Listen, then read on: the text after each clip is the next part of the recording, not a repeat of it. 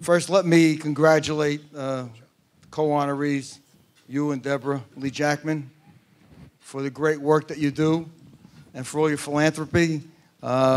People don't know how much you do, so it's really an honor to be here with you and share this stage. And again, thank you for all you do for us.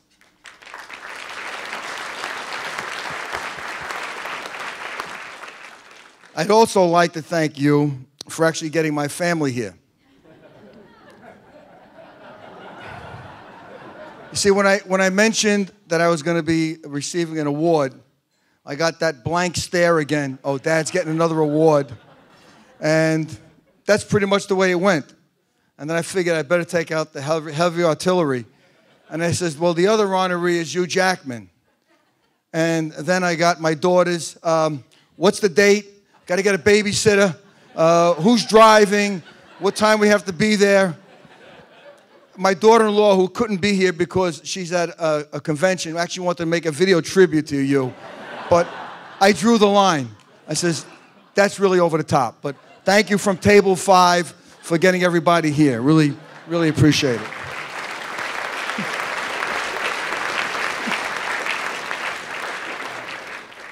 Seriously, I am really humbled to be here tonight, to be around such tremendous people like you and Deborah, my good friend Jerry, who really has a story to tell, and for me to be honored for doing something that I really love to do. I've been blessed to be a New York City firefighter for 44 years, and it's pretty easy to do something when you love it. And when I became a firefighter, it was a calling. It was just something that I wanted to do. My brother got me involved and told me what the job was about, and it really hooked me. And, you know, for 30 years, 32 years was going along pretty well, you know, studying for promotion and working in the field in operations, which I love to do. And then September 11th hit. And then it got real intense real quick. And it became overwhelmingly dedication to how do we rebuild a department that was so devastated by this terrible tragedy, and pretty much overtook not only my life, but the lives of everybody that works for me and with me. And wouldn't have been able to do it, certainly, without the support of the people in the field, but never were able to do it without the people here. My wife, Teresa, my 5 children, I'm sorry, Lisa, Katie, Teresa, Sal, and my son Joseph, blessed with 6 grandchildren and 1 on the way May 2nd. So that'll be my 7th. And I would have never been able to do it without their support. And then meeting Bob and Ed and coming and talking about TM and the benefits of how it would help first responders and veterans. And luckily enough, in the FDNY, we have so many of our firefighters, EMTs, and paramedics that want to help veterans. We work with wounded warriors every weekend. And when I heard about the Wellness Warrior Project and how we could help veterans in a different way, I think Jake mentioned, and somebody else on the film mentioned, that it's so easy to see the physical wounds of a veteran or a first responder and how it can help them heal. It's so difficult to see the psychological wounds. And there's many different ways to help them overcome that.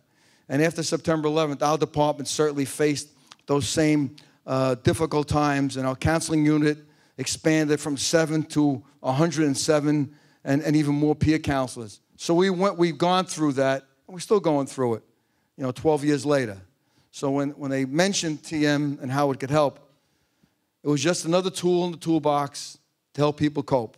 And I lead from the front. There's no other way I know. And before I tell somebody to do something, I'm going to do it. And I can tell you the effects of TM and the effects of meditation on your life and how it helps you to overcome some stresses and just calm down a little bit has been tremendous. And, meeting Bob and Ed, I'm eternally grateful for the help, eternally grateful for what we do for the veterans, And I'm eternally grateful for everybody that's here. You're here for the right reasons, and that's tremendous. It's not about the honorees. It's about the people that we serve, our first responders and our veterans. And while this is great, it's not nearly enough. Go out there, tell your family, tell your friends, tell your coworkers that we have to help our first responders and our veterans. We owe it to them for what they've done for us. You know, on September 11th, certainly my life, the department's life, the city's life changed. Right around the corner when the World Trade Center was attacked.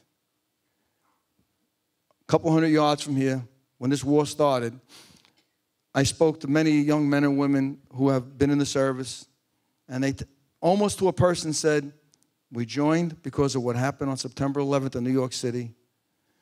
And in particular, the FDNY unfortunately stood out because of the 343 members of the department that we lost. So we feel a personal responsibility to ensure that they know their sacrifice is not forgotten. They know that we, as Americans, appreciate what they've done for us. And while you're here, that is tremendous, and I appreciate that. But it's still not enough. We still got to get the word out. So I just want to finish up with a quote that was written over 200 years ago by a pretty famous general and our first president, George Washington. He was writing about his soldiers, but as a first responder, I want to say goes the same for first responders.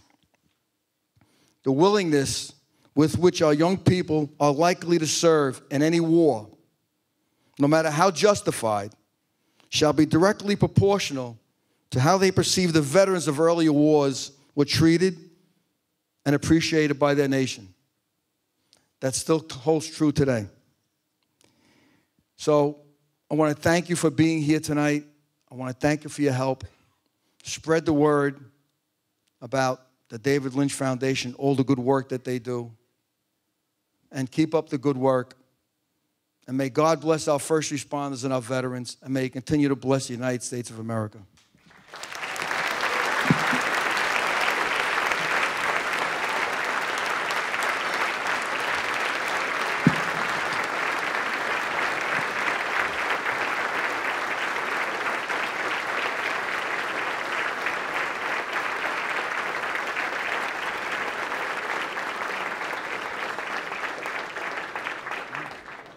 It's time to bring this beautiful evening to a close.